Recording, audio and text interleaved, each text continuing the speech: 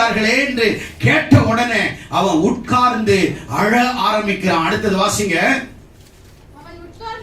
அவன் உட்கார்ந்து அழுது சில நாளாய் துக்கித்து உபவாசித்து மன்றாடி. பாருங்க, சில நாட்கள் துக்கித்து.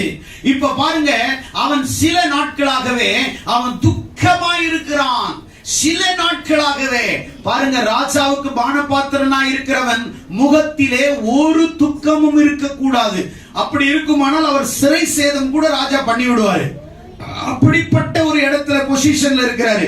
ஆனால் அவன் உட்கார்ந்து அழுது சில நாட்களாய் துக்கித்து உபவாசம் பண்ண ஆரம்பிக்கிறான். ஹல்லேலூயா.